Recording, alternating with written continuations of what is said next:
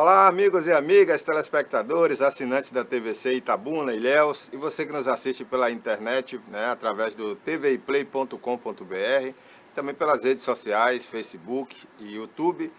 Forte abraço para você. Estamos começando aqui o nosso programa Alô Cidade, né? Debate, mas por enquanto estamos aqui aliviando, né? Depois a gente começa um debate quente aqui, mais próximo aí das eleições, mas não entre os candidatos, não, mas entre profissionais aqui, como o Rui Corrêa, que é nosso parceiro aqui do programa. Rui, a coisa está começando a esquentar aí na política, principalmente de Itabuna, né? Verdade. A semana cheia de novidades, né? Essa decisão aí do juiz em cumprir a sentença na ação de improbidade, né? Uhum. Isso aí agitou... Inclusive, você já tinha comentado isso aqui, né? Que o juiz estava até demorando em cumprir a lei. Exatamente. E aí eu cheguei a elogiar mesmo até o juiz por conta da decisão da pandemia, tal, mudança de governo. Mas chegou o momento que ele teve que cumprir a própria sentença e aí ele determinou, então, que a Câmara, o presidente da Câmara, ele, tão logo tenha conhecimento ou informa o plenário, ele extinga o mandato do prefeito conforme determina a lei orgânica municipal. E logo em seguida dê posse ao vice. Ao vice, automaticamente chama, né? É. Ele declara e marca da posse uma solenidade formal da posse ao vice. Eu soube que o prefeito, claro, né, tem direito a recorrer, está recorrendo dessa decisão. Você, como advogado especialista nessa área, Rui, você acha que tem chance dele reverter essa situação? Olha, Barbosa, eu li assim, com muita minúcia a sentença do juiz, né? Mas é preciso também deixar claro o que é essa ação. Essa ação foi intentada pelo Ministério Público por conta de uma contratação que o Ministério Público reputou irregular, fora do concurso público. 2004 essa ação, certo? Ela foi julgada procedente no juízo de primeira instância. O prefeito, então, réu, recorreu, o tribunal manteve, né? E aí, na hora de fazer, né, na hora de apelar para a terceira instância, seria o caso, né? O tribunal alegou de que o recurso, esse recurso específico, ele foi dado fora do prazo.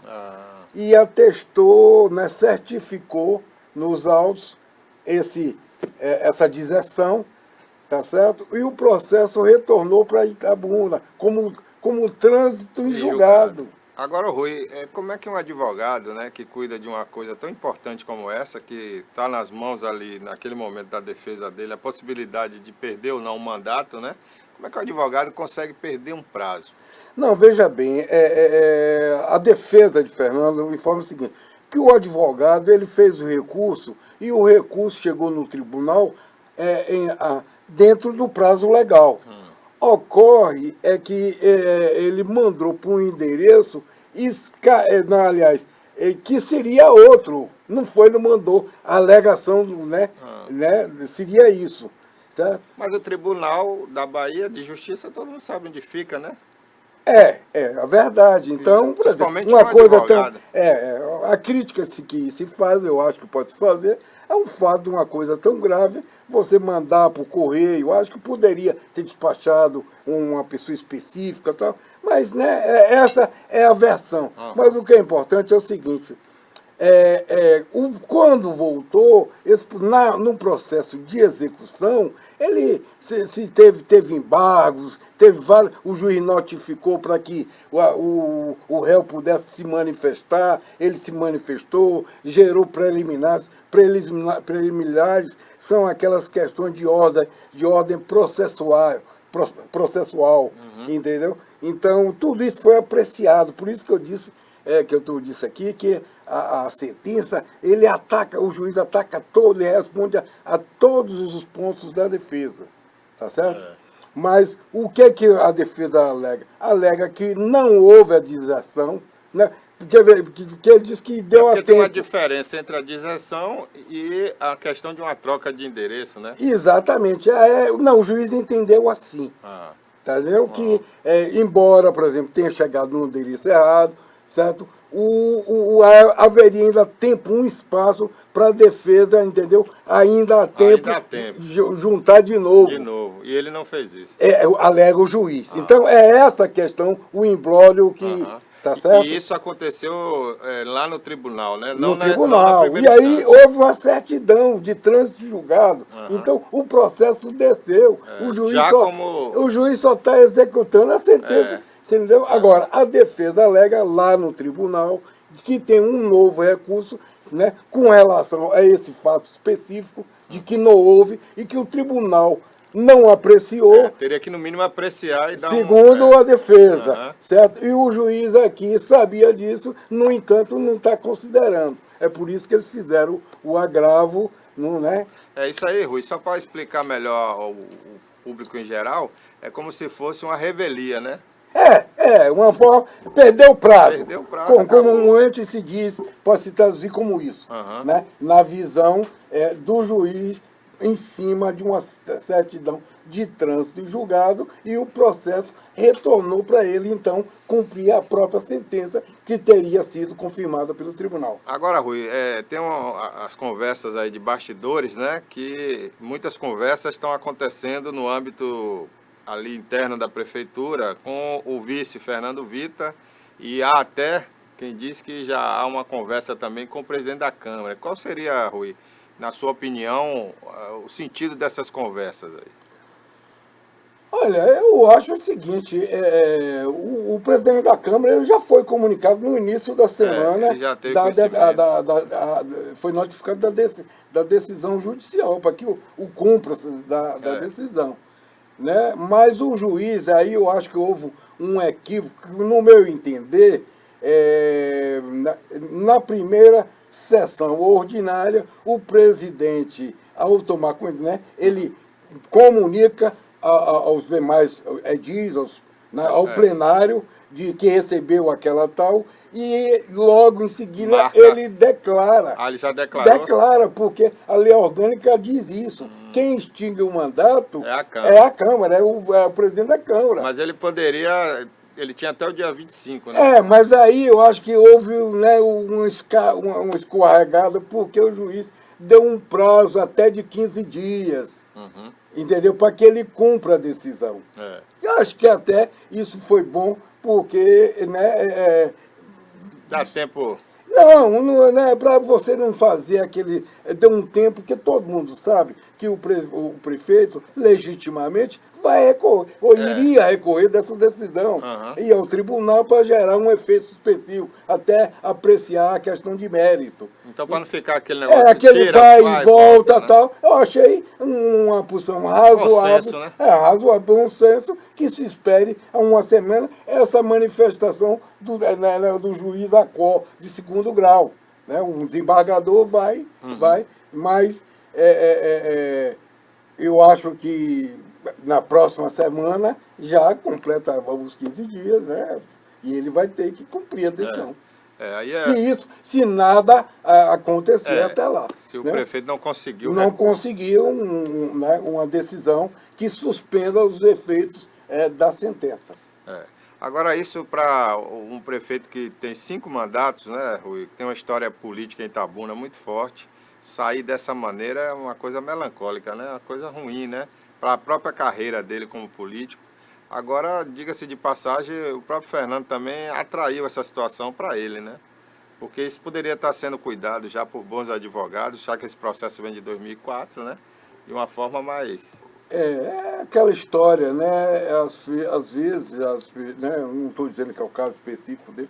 Agora, se você entrar na página do Tribunal de Justiça da Bahia, você fica espantado com a quantidade de processos que tramita contra Fernando, né? E na área especificamente na área de improbidade administrativa. Agora, a pessoa sempre acha que o poder político é maior, né? Tudo, né? Que resolve tudo, e não é. Não tenha cuidado, porque a gente sabe que muitas vezes também tem muitas dessas ações também que são ações temerária e tal. Mas você tem que ter o cuidado para manter sua imagem, tem que ter uma boa equipe de advogados. É o ônus, né, É.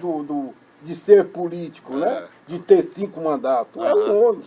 É o ônus. É. E principalmente depois da lei da ficha limpa, né, Rui?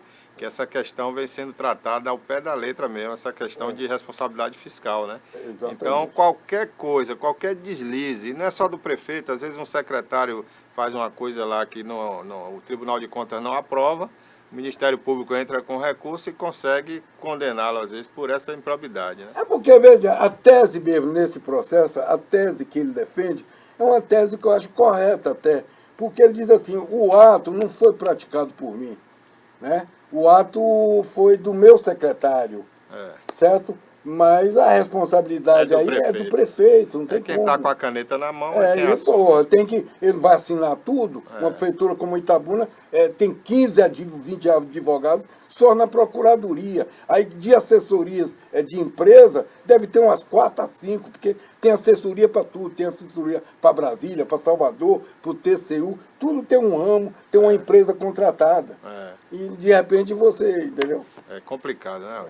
E o estilo também de governar de Fernando, ao longo do caminho, esse último mandato até que não, ele estava muito sereno. Mas nos primeiros mandatos, o Fernando tratava secretário, funcionário, de uma forma muitas vezes grosseira, né?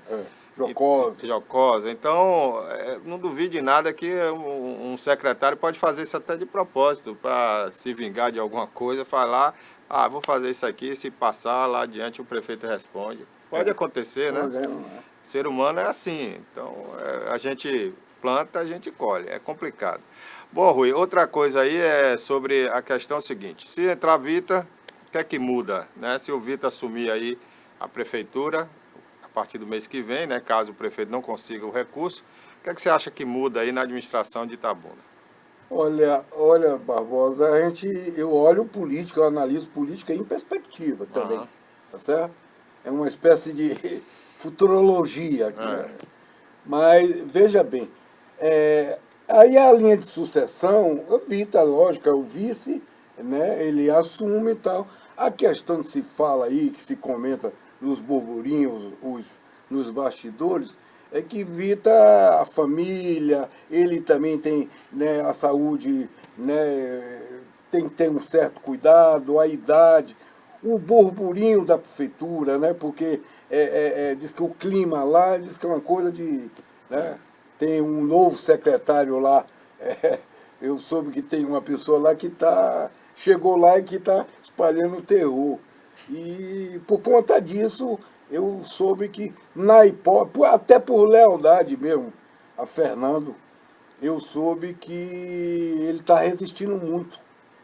E se ia acontecendo, ele assumir. Então, automaticamente, na linha sucessória, é o presidente da Câmara. Eu não sei se também se interessa a ele essa... Né, porque nesse momento também a prefeitura pode ser a faca de 2 gumes, né?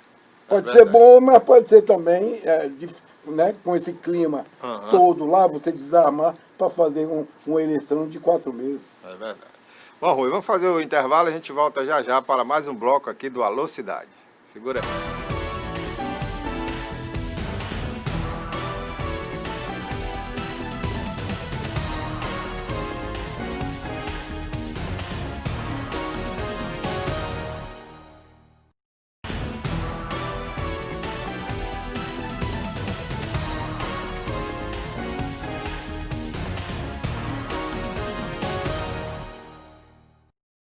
Olá, estamos de volta em mais um bloco aqui do Alô Cidade Debate.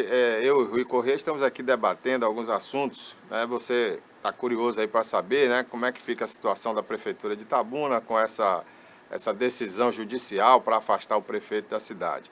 Bom, ô Rui, você no último bloco falou aí sobre uma pessoa, um secretário, estaria, né, tocando lá as coisas da Prefeitura em forma de terrorismo e tal. E aí as pessoas ficam curiosas, quer saber quem é essa pessoa, quem é que está mandando, ditando as regras aí do jogo. Mas isso é um fato público, né? Todo mundo sabe que seu filho Marcos, né? Ah, Ele está em liberdade e eu soube que ele é a figura hoje que está junto do pai e é quem, por exemplo, quem está vendendo mesmo o discurso de que o pai deve ser candidato e não sou. Tá certo? Então toda aquela forma de gerenciamento da prefeitura lá, ele tá mexendo. Foi o que eu soube, né? Eu não ando na prefeitura, mas a pessoa que me passou a informação diz que ele, né, chegou lá achando como, né, fazendo a retaguarda de Fernando, num momento de dificuldade, filho, né, diz que tem forte influência junto ao pai. E como é que fica a secretária de governo, que até então é quem mandava na prefeitura, né? Quem fazia tudo, até mais do que o prefeito, né? Como é que fica? Diz que já estava, no período de Fernando, já estava um pouco escanteado nas ações políticas, isolada, né? Fernando centralizando mais, e agora consolidou, porque me parece que a relação entre ela e o filho de Fernando não é das melhores, não. Ah, ok. Bom, Rui, então vamos falar um pouco agora da situação em Ilhéus, né? Na semana passada eu citei aqui alguns pré-candidatos e deixei de citar aí o Araújo, né? O Cosme Araújo, que é advogado criminal, né? E que já pela segunda vez tenta aí a candidatura à prefeitura de Ilhéus, né? E ele se julga um candidato forte, mas até agora não apareceu bem nas pesquisas, pelo menos é o que a gente sabe. Eu não tive acesso à pesquisa em Ilhéus, né, mas é a informação que a gente tem no boca a boca e tal. Como é que você vê a candidatura do Cosme? Olha, Barbosa, eu tenho um carinho enorme por Cosme, né? Cosme é um excelente advogado criminalista, é uma figura que tem um protagonismo muito grande na cidade de Ilhéus, advogado, polemista, uma figura de bem, do bem. E o sonho dele na política de Ilhéus já foi candidato a deputado, vereador, né, a votação excelente para deputado, bateu na trave e está sempre, né, interagindo na política de Ilhéus. Eu não sei se ele tem essa força, né, ou se Ilhéus descobre potencial né, porque ele é polêmico, né? Ele dá de cara com tudo. Então, eu não sei se Ilhéus está buscando, ele é o perfil que Ilhéus precisa. Eu acho que Ilhéus ainda está encantada com Mário, né? Com o estilo de Mário. O Mário é bonachão. É o bonachão, é o abraça carismático, um, né? outro, Carismático o cara demais. vai lá, xinga ele releva. Quer dizer, é um conciliador, Ilhéus precisa também disso, né? O Mário Alexandre lembra muito o Fernando Gomes, agora um Fernando melhorado, né? É um cara mais polido, mais educado e tal, mas no sentido do carisma, da popularidade, ele é muito parecido com o Fernando. Você pode perceber, inclusive, da personalidade de Marão, que as pessoas rompem com ele, mas ficam amigas. Não né? consegue ter ódio dele, não tem né? ódio, então mantém. E eu acho que a política é isso, diverge, tal, né? Mas ressalto que, voltando a Cosme, que é legítimo, ele faz acontecer na cidade e a política precisa. Quiçá ele fosse eleito, acho que faria uma revolução extraordinária nos costumes lá em Ilhéus. E é sempre bom também dar uma chance ao novo, né? O Cosme, inclusive, ficou muito na visibilidade aí, né, na mídia, com aquela situação da denúncia contra o jogador Neymar. Foi. Ele foi o advogado da moça, né? Foi o último recurso da moça, porque ninguém queria mais se pegar a causa dela. E o Cosme aceitou e foi lá e tentou salvar a situação dela, mas já era tarde, né? Ela já tinha feito muita coisa errada. Não, excelente advogado, boa inserção na sociedade, bom protagonismo. Eu tenho, como digo, um carinho muito... E a gente até chega a ser... porque ele tem raízes também, lá em Barro Preto. É Itabuna também, né? Ele tem raízes aqui em Itabuna também. O sobrinho dele foi um colega meu. Aliás, Rui, se não me engano, ele é itabunense e foi morar em Ilhéus muito cedo, né? Mas ele, se não me engano, assim como o Jabes Ribeiro, é itabunense. Bom, Rui, já que estamos falando de Ilhéus, né? Agora o Mário leva uma vantagem grande sobre todo mundo, porque ele está no poder, ganhou obras importantes do governo do estado. Talvez esse seja o pior momento do adversário concorrer com o Marão, né? Porque ele está no poder com muitas obras, né? Dinheiro no caixa lá trabalhando. Então fica difícil para os concorrentes sem televisão. O município de Ilhéus não tem televisão para ter uma campanha, né? Pelo menos que apareçam os outros candidatos. E aí fica difícil, né? Até o reconhecimento de quem é quem para a população. Porque... Até você pode perceber que, veja bem, além de favorecido pela relação pessoal que ele tem com o governador e que o governador, a forma como o governador devotou obras para Ilhéus, obras estruturantes, importantes, trouxeram Ilhéus para o centro de novo, o Hospital Costa do Cacau é um hospital hoje regional, da melhor qualidade. Da melhor qualidade. Não é? Aquela ponte. Então, isso atraiu para ele essa simpatia, certo? Eu acho que é muito mais fácil para ele. E a perspectiva de Ilhéus num novo cenário econômico, né? A ponte deu uma visão de Ilhéus diferente. É aquela história, você agora passa a ver a cidade de um novo ângulo. Exatamente, né? Exatamente. Pessoas que não podiam andar da Zona Sul à Zona Norte, porque a outra ponte não dava essa condição, como a gente já comentou aqui, hoje elas vão andando tranquilamente, não depende nem do transporte urbano para isso. Barbosa, potencializa, entendeu? De forma extraordinária o litoral sul de Ilhéus, aquilo ali vai virar ouro.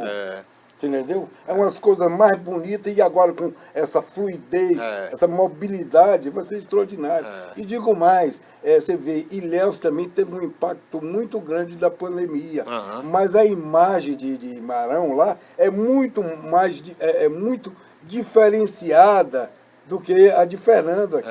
Com certeza. Certo? Aqui, a crise, a pandemia, as pessoas associando a uma certa inércia, uma certa incapacidade. Mas faltou comunicação, Certo. Itabuna faltou comunicação. Exatamente. Ilhéus tem uma boa comunicação, entendeu? Foi implantado lá na SECOM, que é uma Secretaria de Comunicação, que Itabuna não tem, né?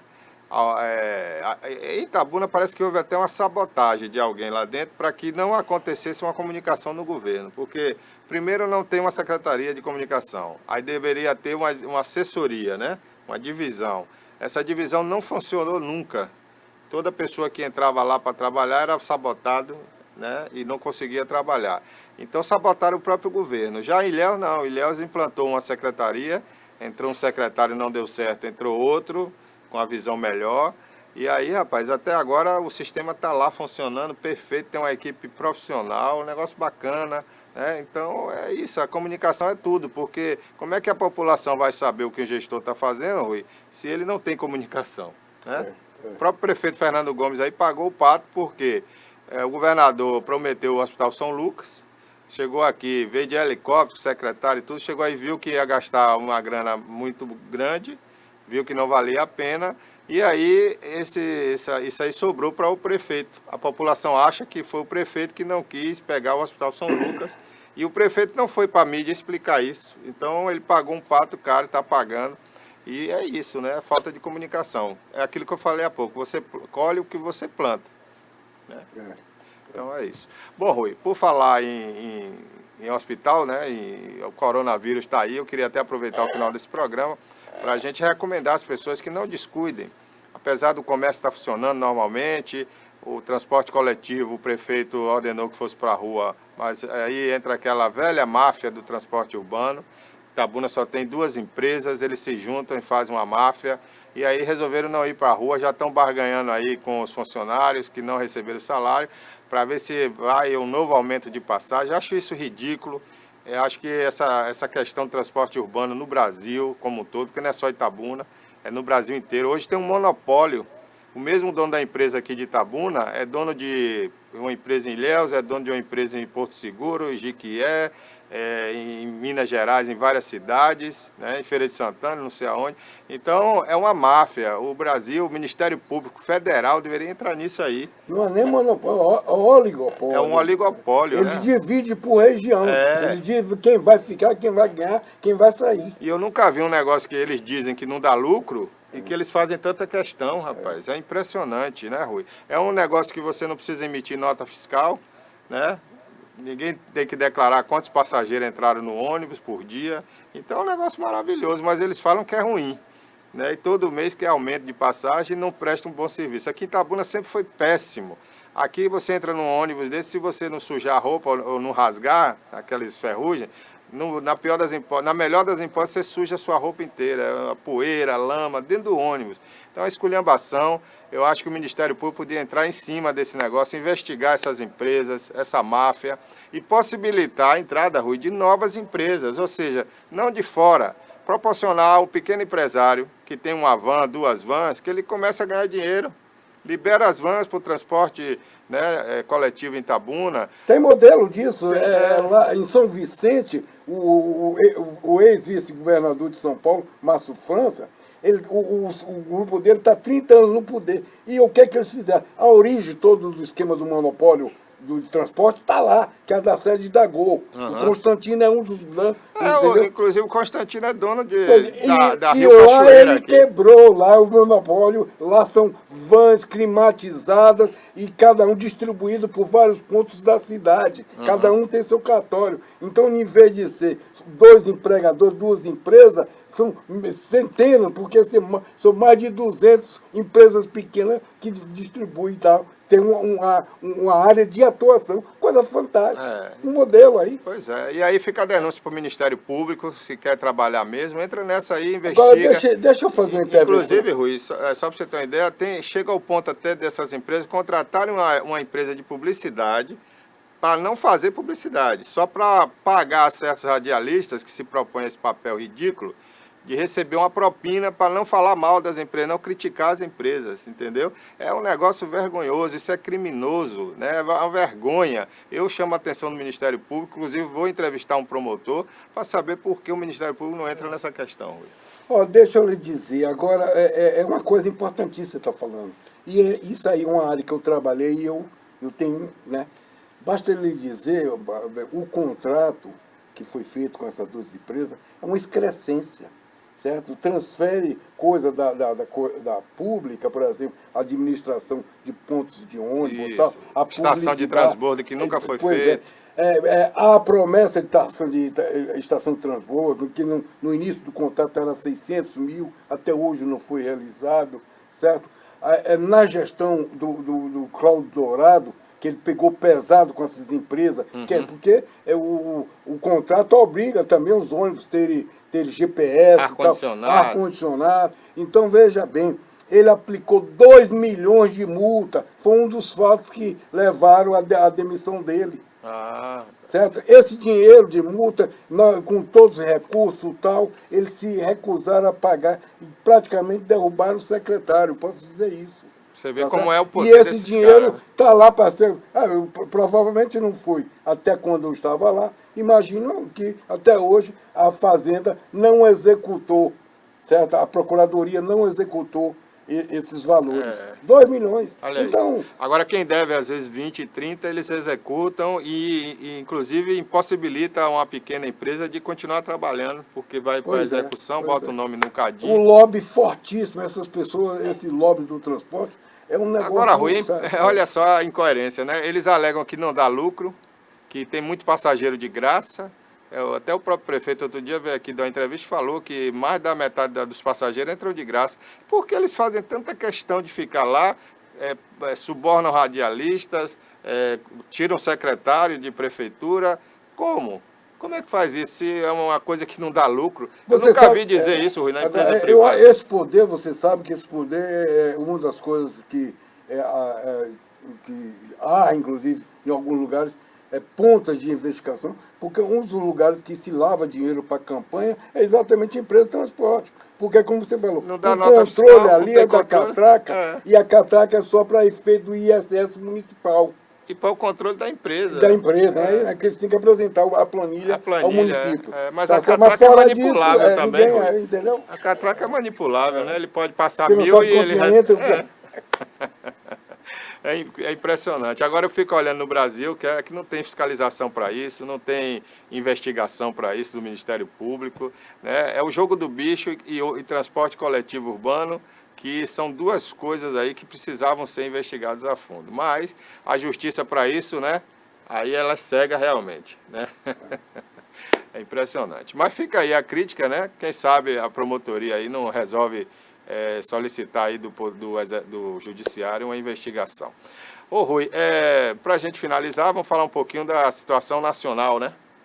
Nós temos aí o presidente Bolsonaro, hoje sendo inimigo praticamente de todos aqueles que lhe ajudaram, né, no processo da sua eleição.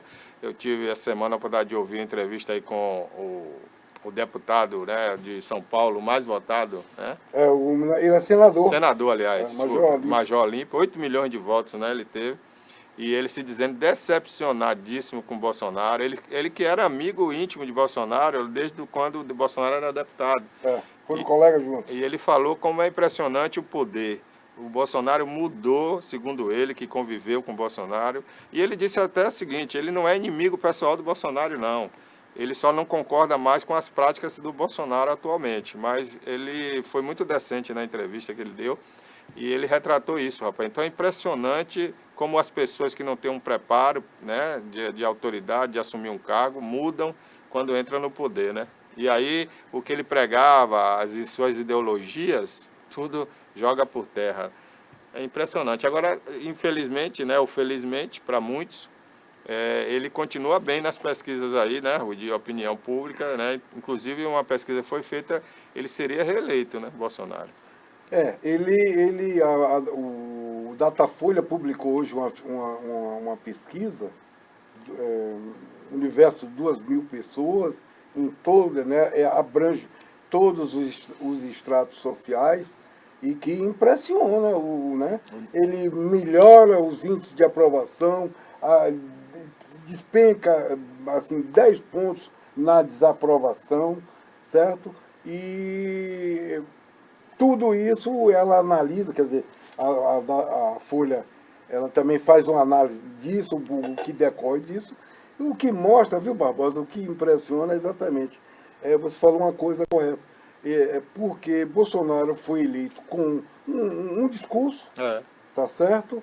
E agora ele está inteiramente diferente. Ele já Tanto no discurso como na prática política. Ele já começou a decepcionar, Rui, desculpe te interromper, quando ele levou o Sérgio Moro para lá, e na primeira investida no Congresso, com aquela lei, né? Ele lavou as mãos. Né? O Rodrigo Maia atacou o Sérgio Moro. Eu me lembro que até o Alexandre de Moraes chamou o Sérgio Moro de plágio, de copiador de projeto. E o presidente não se manifestou. A pauta da corrupção. A pauta da corrupção. Que é a bandeira dele, da moralidade. Isso, entendeu? da corrupção. Dos costumes. Ali era para ele ter entrado de cabeça com o Sérgio Moro, ir para o Congresso, lutar para aprovar aquela lei ipsiliter, né? Não modificar como foi modificada, que hoje não serve para nada mais. Mas ali ele começou, né? Aí é só para dar um introitozinho na conversa. Todos sabem o que fizeram no verão passado, né? Eles sabem. Então, mas voltando à temática, ele tinha esse discurso, e aí verbalizando aquele negócio ali do cercadinho da Alvorada e tal. De repente, quando a chapa esquentou, veio o Queiroz, os fatos dos filhos, essas coisas todas, mas de repente ele dá uma guinada, ele fecha a boca, ele fecha o cercadinho, e ele aí deixa de ir a atos públicos, ele não mais ataca o Congresso nem o STF, e cai no braço de quem? Do Centrão. De quem mais ele criticava de velha política. A velha política. Por quê? Ele agora está entusiasmado, porque ele está comendo, vivendo a reeleição. Porque, por conta, inclusive, dos efeitos da pandemia. Não aqueles ruins dos 100 mil mortos. Porque esse, como é que a turma diz, o gado não vê. Mas o que? Ele está nadando exatamente nos efeitos. R$600 para a classe C, D e E. Por quê? Você tem hoje 53% da população dependendo desse recurso. Porque independente da pandemia, já tinha muita gente desempregada, né, Rui? Mas você percebeu o efeito que isso está gerando.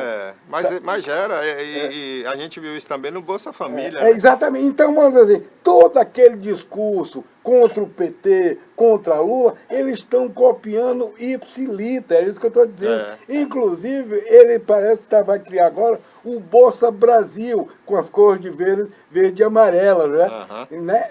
Mas, substituindo, claro, o Bolsa Família, mas um pouquinho mais gordo. Entendeu? Você vê que a demagogia ela não é uma coisa, como ele diz, um espectro que predominante na esquerda. Ela basicamente ela predomina também na direita.